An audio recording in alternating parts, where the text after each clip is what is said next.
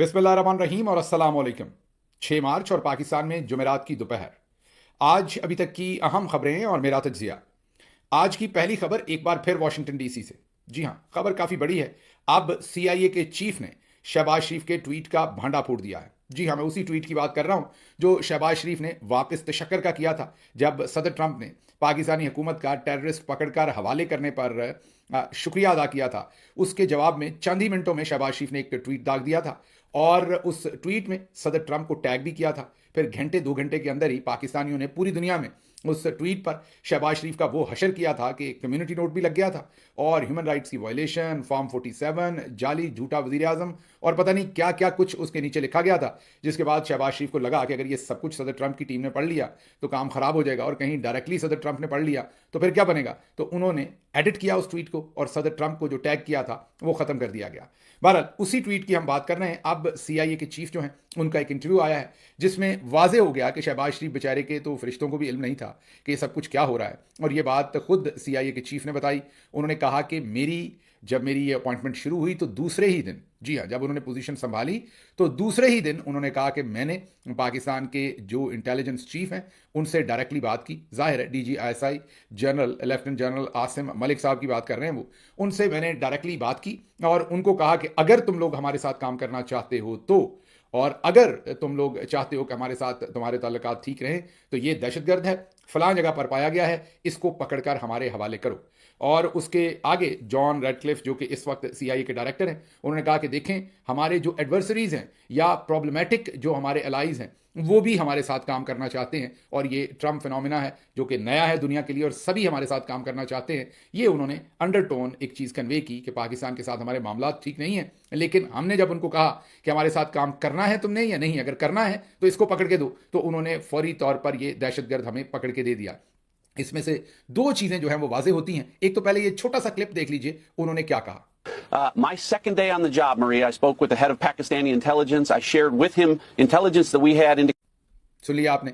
तो अब उन्होंने वाजे कर दिया कि ये उनकी मुलाकात या डिस्कशन डायरेक्टली आईएसआई चीफ के साथ हुई थी। इसमें शहबाज शरीफ या बेचारे इसहाक डार या किसी का कोई लेना देना नहीं था। हाँ, ये बात अलग है कि शायद किसी लेवल के ऊपर इसहाक डार को बाद में हमारी इतलात हैं कि इन्वॉल्व किया गया किसी लेवल पर, उनसे कोई बातचीत की गई, लेकिन वो बाद में खाना पूरी थी जब उन्होंने अपना काम करवा लिया। और जाहिर है जब मुल्क के अंदर मामला इस तरीके के हों जिस तरह की इस वक्त नेगेटिव रेटिंग है, मसलन जो आईएसपीआर का नगमा या तराना रिलीज हुआ था उसको अभी तक गालिबन कोई 5 लाख लोगों ने देखा है और 5 लाख लोगों के अंदर से जो डिसअप्रूवल है, उसकी जो नेगेटिव कमेंट है, जो थम्स डाउन है, वो 79% के ऊपर इस टाइम खड़ा है। तो जब 79% देखने वाले जो हैं वो एक चीज़ को रिजेक्ट कर रहे हों और ये आपकी अप्रूवल रेटिंग हो तो आप शदीद दबाव में होंगे। और फिर जॉन रेडक्लिफ ठीक कह रहे हैं कि जो भी आपको कहेगा कि हमारे साथ आपने काम करना है तो करो, नहीं करना तो फिर तगड़े हो जाओ, तो फिर आपको हर तरह का काम करना पड़ेगा। वो भले अच्छा काम हो भले बुरा काम हो, आपको फिर वो करना पड़ेगा, आपके पास ज़्यादा चॉइस रह नहीं जाएगी। बहरहाल ये बात तो हो गई, लेकिन इसके साथ साथ अमेरिका में एक नई बहस छिड़ गई है, वो भी बहुत बड़ी खबर है। पहले खबर तो ये रायन ग्रिम ने दी। रायन ग्रिम आपको पता है कि पहले इंटरसेप्ट के लिए काम करते थे, अब ड्रॉप साइट के लिए करते हैं, बहुत ही मुतबर जर्नलिस्ट हैं अमरीकी। उन्होंने ये दावा किया है अपने एक ट्वीट में कि सीआईए ने और पाकिस्तान की मिलिट्री ने मिलकर सदर ट्रंप की टीम को धोखा दिया या धोखा देने की कोशिश की है और एक ऐसा टेररिस्ट उनके हवाले किया है जो गालिबन या तो मास्टरमाइंड नहीं था और अगर था तो वो पहले मारा जा चुका था। उन्होंने एक आर्टिकल भी शेयर किया और उनका कहने का मतलब यह है कि ये जो मोहम्मद शरीफुल्लाह नामी जो दहशतगर्द जिसे 2021 के जो काबुल एयरपोर्ट के ऊपर दहशतगर्दी का अटैक हुआ था उसका मास्टरमाइंड कहा जा रहा है, ये जालसाजी है, ये असल में नहीं, ये रायन ग्रिम की ये डिटर्मिनेशन है, ये उनका ट्वीट है। और वो क्योंकि एक मोतबर काम करते हैं, काफ़ी उन्होंने सोच के और काफ़ी इसकी इन्वेस्टिगेशन करके ही ट्वीट किया होगा, यही हम समझते हैं। तो पहली चीज़ तो ये एक बहुत ही इंपॉर्टेंट डेवलपमेंट है। उसके साथ साथ सारा एडम्स जो बेंगाजी और भी बहुत सारी चीज़ों के ऊपर लिख चुकी हैं, बड़ी कीन नज़र है उनकी सीआईए के मैटर्स के ऊपर, इंटरनेशनल रिलेशंस के ऊपर और स्पेशली हमारे खित्ते के ऊपर, वो भी अब यही क्लेम कर रही हैं। उनके ट्वीट्स, उनकी वीडियोस भी सामने आई हैं और वो ये कह रही हैं कि ये सब झूठ है। उनके मुताबिक वो कह रही हैं कि मास्टरमाइंड नहीं था, ये तो कोई छोटे लेवल का ऑपरेटिव था और इसको जानबूझकर बड़ा करके दिखाया जा रहा है। अब पता नहीं इसमें क्या हकीकत है, लेकिन ये दो लोगों ने जो पोजीशन ली है वो आपके सामने मैंने दोनों की पोजीशन रख दी है। इंपॉर्टेंट नाम है दोनों अमेरिका में और दोनों ने इस चीज़ को क्लेम किया अमेरिका के अंदर, जिससे ये अंदाज़ा हो रहा है कि ये चीज़ शायद इतनी जल्दी थमने वाली नहीं है। इसके ऊपर आने वाले दिनों में काफ़ी लंबी चौड़ी डिस्कशन होगी। उसके साथ साथ आपको ये बता दें कि ये जो मोहम्मद शरीफुल्लाह है, ये कल रात अभी इस वक्त भी अमेरिका में रात है और कल जो पिछली रात थी उस वक्त जब मोहम्मद शरीफुल्लाह को लेकर अमेरिकी forces Dallas airport Washington DC पर पहुंचे तो उसको रिसीव करने के लिए वहां पर सीआईए के चीफ और डायरेक्टर इंटेलिजेंस जो तुलसी गैबर्ड और दूसरे तमाम इंपॉर्टेंट लोग वहां पर पहुंचे। तो उनके हिसाब से ये बहुत बड़ी डेवलपमेंट है, जाहिर है। लेकिन दूसरी तरफ ये जो जर्नलिस्ट कह रहे हैं ये भी हमने आपके सामने सिचुएशन रख दी है। अब अगली खबर जो है वो भी अमेरिका से ही है और वो बहुत ही खतरनाक खबर है। राइटर्स की स्टोरी है और राइटर्स जब स्टोरी लिखता है तो वो बहुत ही मुसद्दिका खबर होती है। खामखा में राइटर्स बहुत कम ऐसी कोई स्टोरी है जो उनकी बाउंस हो। बहुत ही जो मोतबर जरीदा है या मोतबर एजेंसी है न्यूज़, वो आप उनमें वन ऑफ द टॉप आप राइटर्स को समझें। उन्होंने अब खबर यह दी है कि पाकिस्तान और अफगानिस्तान पर अमेरिका में वीज़ा पाबंदियां लग रही हैं। याद कीजिए सदर ट्रंप ने अपने पहले दौर में भी वीज़ा पाबंदियां लगाई थी, वो फिर अदालतों में गई, किसी अदालत ने उसे अपहेल्ड किया, किसी ने ना किया, वो एक लंबी बहस चली। अब वो दोबारा वही काम इनिशिएट करने जा रहे हैं और इस दफ़ा, पहले तो उन्होंने कहा था कि मुसलमान मुल्कों पर लगाएंगे, इस दफ़ा वो कह रहे हैं कि जहां जहां सिक्योरिटी के कंसर्न्स हैं उन मुल्कों के शहरियों पर हमने वीज़ा पाबंदी लगानी है। अब रॉयटर्स ये कह रहा है कि कम से कम 3 ऐसे सोर्स जो इस सारे मामले के प्रीवी है, उन्होंने उन्हें बताया है कि इसमें अफगानिस्तान का नाम भी है और साथ अब पाकिस्तान को भी इस लिस्ट के अंदर शामिल किया जा रहा है। अब ये जो वीज़ा पाबंदियां होंगी, ये जाहिर है फिर पाकिस्तानियों के लिए अमेरिका का सफ़र करना बहुत मुश्किल हो जाएगा, सारे पाकिस्तानियों के लिए तकलीफ होगी। और उसकी बड़ी वजह क्या है? उसकी बड़ी वजह जो टेररिज्म में इस टाइम पाकिस्तान के अंदर एक नई आप ये देखिए लहर आई है और अब हर रोज़ ही हमें 2-2, 3-3 टेररिज्म के वाक़यात जो हैं वो रिपोर्ट करने पड़ते हैं, सुनने पड़ते हैं, पढ़ने पड़ते हैं। तो इन हालात के अंदर और फिर अमेरिका से जो हमारे ओवरऑल मरासम है और जो हमारी ओवरऑल ग्लोबल सिचुएशन है, सिनारियो है, उसमें अब ये खबर बहुत ही इंपॉर्टेंस इख्तियार कर रही है, ये जो राइटर्स ने दी है, कि पाकिस्तान और अफगानिस्तान दोनों इस लिस्ट में हैं जिन पर वीज़ा पाबंदियां लग सकती हैं। अब अगर ये पाबंदियां हम पर लग गई तो आप ये समझ सकते हैं कि पाकिस्तान के स्टूडेंट्स, पाकिस्तान के ऐसे बहुत सारे लोग जो ट्रेनिंग करते हैं, जो कारोबारी हैं और फिर जो अपनी फैमिलीज़ को मिलने आते हैं, बुजुर्ग हैं या दूसरे लोग हैं, और स्पेशली जिन बच्चों ने पढ़ना है, एजुकेशन हासिल करनी है, उन सब की ज़िंदगी कितनी बड़ी अजाब में चली जाएगी। और ये खबर क्योंकि बहुत ही मोतबर जरीदे की है इसलिए आपके सामने रखी है और ये एक डेवलपिंग स्टोरी है, इस पर नज़र रखेंगे कि आने वाले दिनों में इस पर क्या होता है। अब चलते हैं अगली खबर की तरफ। अगली खबर एक बार फिर बहुत ही तशवीशनाक भी है, तकलीफदेह भी है। तौसा शरीफ, जी हाँ, डेरा गाजी खान का एक नवाही इलाका, बहुत ही पसमानदा उस्मान बुजदार इस इलाके से थे तौसा शरीफ। अब वहाँ से खबरें ये आ रही हैं कि एक ही सिरिंज को बार बार इस्तेमाल करने से, जी हाँ, आप सोच रहे होंगे कि दुनिया मार्स पर पहुंच गई, हमारे यहाँ हालत अभी तक ये है, उसको गुर्बत कह लीजिए, कम इल्मी कह लीजिए। एक ही सिरिंज के साथ बार बार एक ही सिरिंज बार बार इंजेक्ट करने से छोटे बच्चों में एड्स जो है वो फैल गई है। ये अखबारी रिपोर्ट है, 7 लेबॉरेटरीज़ की रिपोर्ट्स भी शाया की जा रही हैं, सारे सोशल मीडिया पर भी है और अखबारात ने और टेलीविजन ने भी इस न्यूज़ को कवर किया है। खबर यह है कि कम से कम 3 बच्चे एड्स का शिकार हुए और वो वफात पा गए और उसके साथ साथ दर्जनों इफेक्टेड हैं। और जब दर्जनों कहा जा रहा है तो कह रहे हैं कि नंबर बहुत बड़ा है। अभी तक जिनकी टेस्टिंग हुई है वो दर्जनों हैं, अभी तक जिनकी टेस्टिंग नहीं हुई उनका नहीं पता। और वजह इसकी ये बनी है कि किसी एड्स ज़दा या एड्स से मुतासरा शख्स को इंजेक्शन लगाया गया और फिर उसी सिरिंज से इन बच्चों को इंजेक्शन लगाए गए।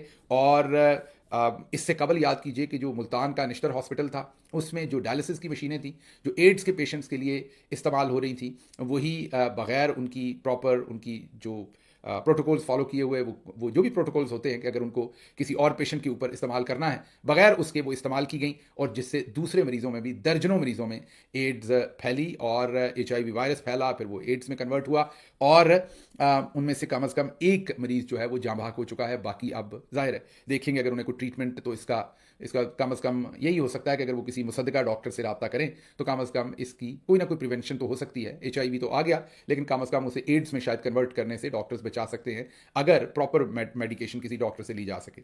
अच्छा, एक बात मैंने और करनी है, मैं खालिस्तान, ये मेरा ओपिनियन है, ये कोई मेडिकल ओपिनियन नहीं है, मैं मेडिकल डॉक्टर नहीं हूँ, लेकिन एक चीज़ मैंने देखी है, पाकिस्तान में एक आम रवाज है, बोतल लगा लीजिए, बोतल पीने का और लगवाने का आम एक रवाज है। हर दूसरा शख्स ज़रा सा बीमार होता है वो जाके बोतल लगवा लेता है। एक साइकी बनी हुई है कि बोतल में से ताकत आती है, या मेरी तबीयत बड़ी ख़राब है बोतल लगवा लो। बोतल पीने का, वो जो सोडे की बोतल पीते हैं, और बोतल लगवाने का बहुत रवाज है। हर दूसरी जगह पर बंदा लेटा होता है और उसको बोतल लगी हुई है, ड्रिप लगवाई है मैंने। इससे इज्तनाब कीजिए। मैं मेडिकल डॉक्टर नहीं हूँ, आप किसी मेडिकल डॉक्टर से ज़रूर पूछिए, लेकिन पढ़े लिखे से पूछिए। लेकिन मैं आपको सिर्फ ये बता सकता हूँ कि जो मैंने ज़िंदगी में पूरी दुनिया के अंदर सफ़र करके देखा है कि जितने भी इकोनॉमिकली डेवलप या जहाँ पर मेडिकल साइंस बहुत डेवलप है, वहाँ बात बात पर आपको सुई नहीं लगाई जाती। क्योंकि जब आपको सुई लगाई जाती, जितनी भी एहतियात की जाए, उसमें कोई ना कोई चीज़ ट्रांसफ़र होने के चांसेस हो सकते हैं। और फिर बगैर ज़रूरत के खामखाई सुइयाँ लगवाते जाना, सिर्फ अपनी साइकोलॉजिकल सेटिस्फेक्शन के लिए कि आप कहते हैं कि बस थोड़ी कमज़ोरी हो रही है, बोतल लगवा लें। तो ये इससे थोड़ा सा परहेज़ किया करें। कोशिश करें कि मुस्तनद डॉक्टर से बातचीत करें और उससे जो भी आपको ट्रीटमेंट मिले वो लें। और कोशिश करें कि आजकल तकरीबन हर चीज़ की टैबलेट्स हैं, उस पर चले जाएं। हर चीज़ पर ये टीका मत लगवाया करें। जब तक टीका नहीं लगता, आपको उई नहीं होती, आपको सुकून नहीं मिलता, आपको लगता है कि नहीं काम पूरा नहीं हुआ, मुझे आराम नहीं आएगा, तो वो किसी से चुटकी कटवा लें अगर आपको उई की बहुत ज़रूरत है। तो अब वो ज़माना नहीं है। किसी ज़माने में आपको पता है, पुराने में जो बुजुर्ग हैं जानते हैं कि एक ही सुई होती थी, नीडल थी, उसे चूल्हे पर पानी में उबालते थे और उसी से टीके लगते थे। अब खैर हर जगह पर ऐसा नहीं है, सिरिंज बार बार नई इस्तेमाल होती है। लेकिन सोचिए अगर उसने ना इस्तेमाल की हो और गलती से आपको लग जाए, तो इसका इतना पंगा क्या है? मतलब आपने हर चीज़ के ऊपर बोतल लगवानी क्यों है? मेरी ये समझ से बाहर है। वहाँ पर एक साइकी डेवलप हो गई है, हर दूसरा बंदा यही। तो अपने जिस्म में सुइयाँ लगाने से हत्तल वसा कोशिश कीजिए कि इज्तनाब करें, जब तक कि आपको कोई मुस्तनद डॉक्टर ना कहे कि ये ज़रूरी है, आपके लिए लाइफ सेविंग है और इसको लगवाएं। मतलब मैंने देखा है कि लोग जाते हैं, वो आजकल वेलनेस क्लिनिक बने हुए हैं, वहाँ वो कहते हैं जी ये विटामिन सी का आप इंजेक्शन लगा लीजिए, ये आपको टॉप अप कर देगा आपके अंदर वाइट। तो खवातीन जाती हैं मैनी पैडी करवाने और उन्होंने वहाँ ड्रिप ठकवाई होती है उसकी। और मर्द हजरात जो है उनको लगता है कि आज पेट में थोड़ी गैस है तो बोतल लगवा लेते हैं, कोई और तबीयत ख़राब है तो बोतल लगवा लेते हैं। तो थोड़ा सा मेहरबानी कीजिए, अपने हालात देखिए। वहाँ पर तो आपको साफ पकौड़े खाने को नहीं मिलते, दूध साफ आपको लीटर नहीं मिलता पूरे मुल्क में, और आप अपने जिस्म के अंदर सुई प्रिक करवाते हैं जगह जगह से, तो कहीं से कुछ आपके अंदर चला गया तो फिर आप मारे गए। तो इसलिए कोशिश किया करें कि आप, लंबी हो गई ये बात लेकिन ये मैं बड़ी देर से आपसे करना चाहता था, ये मेरी ऑब्जर्वेशन भी है कि ये काफ़ी काम जो है वो लंबा हो गया। अच्छा जी, अगली खबर जो है, बलूचिस्तान तहसील खुजदार में एक धमाका हुआ है, 4 अफराद इसमें जाँ बहक हुए हैं। हर रोज़ हमें आपके सामने ये स्टोरीज करनी पड़ती हैं, हालात आप खुद देख सकते हैं कि वहाँ क्या हुए हैं। अच्छा जी, अशफा कामरान वो एक लाहौर हाई कोर्ट में सरकारी ख़जाने से मरीम नवाज़ और नवाज शरीफ की तशहीर के खिलाफ दरख्वास्त लेकर गई हैं, जिस पर अब जवाब तलब हो गया है। इसमें बहुत एक होशरुबा किस्म के इंकशाफात आगा सरवर सामने लेके आए हैं। शेख आगा सरवर ने कहा है कि नवाज शरीफ ने 2013 से 2017 तक 4 साला दौर में 15 अरब के इश्तिहारात मीडिया को दिए। इमरान खान ने अपने 4 सालों में, 4.5 सालों में सिर्फ अपने दौर में सिर्फ 2 अरब के इश्तिहारात दिए। पीडीएम ने 8 अरब के, वो जो साल 1.5 साल वो रहे उसमें उन्होंने 8 अरब के इश्तिहारात दिए, जबकि मरीम नवाज ने सिर्फ 1 साला वजारत आला के दौर में अब तक 18 अरब के इश्तिहारात मीडिया को खिला दिए। तो इससे आप अंदाज़ा लगा सकते हैं कि बहुत सारा मीडिया एक ही तरह की ज़ुबान क्यों बोलता है और ये सब कुछ क्या हो रहा है। तो इससे आप अंदाज़ा कर सकते हैं। हमारा अच्छी मूव है अशफा कामरान साहबा की, देखते हैं कि इस पर अब मामला आगे क्या होते हैं। अच्छा जी, पब्लिक अकाउंट्स कमेटी ने जो एक नया स्कैंडल आया है कि जो वज़ीर ख़जाना है औरंगज़ेब उर्फ औरी, उन्होंने एक नॉन कस्टम पेड गाड़ी पर झंडा ना लगाने का, उनका जो झंडा लगाने का हुक्म था उसको ना मानने पर या वो अंजाम ना देने पर कस्टम कलेक्टर आयशा न्याज को जो उन्होंने ट्रांसफ़र किया था, उस पर अब chairman public accounts committee Junaid Akbar Pakistan Tehreek Insaf से हैं, उन्होंने रिपोर्ट मांग ली है और पूछा है कि वज़ीर ने क्यों ये गलत काम और जालसाजी वाला काम करने को कहा, और जब ऑफिसर ने नहीं किया तो उसका ट्रांसफ़र क्यों हुआ। अब आप गौर कीजिए, औरंगज़ेब साहब पढ़े लिखे हैं और पूरी दुनिया घूमे हैं, बहुत ही आला तरीन ओहदों पे रहे हैं, बड़े ही नफीस और महज़ब आदमी हैं, लेकिन हमारे डीएनए में मसला है। जैसे ही हमें पावर मिलती है हम करप्ट हो जाते हैं। जब मैंने आपको कहा ना कि हमारा 95% तो असल में वो 98-99% है, लेकिन आपके डर से मैं 95% कह देता हूँ। तो अच्छे से अच्छे लोगों को मैंने देखा, जब उन्हें इक़्तिदार मिलता है तो मामला जो है वो ख़राब हो जाता है और वो फिर किसी और से मत निकल जाते हैं। अच्छा जी, अगली खबर जो है वो शेर अफजल मरवत साहब ने नया ऐलान किया है। उसके ऊपर तज्जिया तो हम ज़्यादा नहीं करेंगे, बस यही है कि वो आए दिन अपनी पोजीशन वाज़े करते जा रहे हैं कि वो किस काम के लिए आए थे और उनका मकसद क्या था। ये सुनिए उन्होंने क्या कहा है। खान का कहा मैंने माना था, सोशल मीडिया टीम जो है मैंने डिसबैंड की थी, तो अब मैं दोबारा सोशल मीडिया टीम बना रहा हूँ ताकि जो ट्रोलिंग कर रहे हैं उन ट्रोलिंग करने वालों से निपट सके। तो इस पर इमरान खान साहब तो पहले भी उन्होंने मना किया था, तो मना किया था ना उस वक्त, तो मैं पार्टी में था, अब तो खान ने निकाल दिया है, तो लिहाजा अब तो मैं वो करूंगा जो मेरी मर्जी होगी। सोशल मीडिया टीम में 10,000 लोग मैंने इनरोल किए हैं, अभी तक उनकी ट्रेनिंग में कर रहा हूँ। सुन लिया, तो उन्होंने कहा कि मैं अपनी मर्जी करूंगा, अब मैं सोशल मीडिया टीम। तो अब अगला स्टॉप मेरा ख्याल इमरान खान के ऊपर तनकीद करने वाला शुरू होने वाला है, आज हो जाए या कल हो जाए, लेकिन हो जाएगा बहुत जल्द, आप देखेंगे। अच्छा जी, अगली खबर ये कि मरीम नवाज साहबा के दादा, असली वाले दादा नहीं, सहाफ़ती दादा, इनको वो दादा कहती हैं, रजवान रज़ी, और इनको मरीम नवाज साहबा जो है वो प्यार से, लाड से या एहतराम से दादा कहती हैं। तो उन्होंने कहा है कि खुदकश हमलों में पख्तून ही क्यों मरते हैं। ये उनका सवाल है। और ये ज़हन में रखिए कि ये पीटीवी के ऊपर शायद 12 लाख रुपए पर इनको, या 8 लाख पे या 12 लाख पे इनको एंकर रखवाया हुआ है, और ये आपके पैसों से इन्हें तनख्वाह मिलती है। तो अब वो सवाल पूछ रहे हैं कि खुदकश हमलों में पख्तून ही क्यों मरते हैं, क्योंकि पख्तून इन हमलावरों को पनाह देते हैं, रास्ता देते हैं और पुलिस और फौज की जासूसी करते हैं। लाहौर में एक खुदकश हमलावर ने पंजाब असम्बली के सामने DIG और SSP को हमले में शहीद किया। पुलिस ने पनाह देने वाले, खाना खिलाने, मौके पर छोड़ के जाने वाले सारे के सारे पख्तून सहूलतकारों को खुदकश के पास पहुंचा दिया। तब जाके लाहौर में हमलों में कमी आई।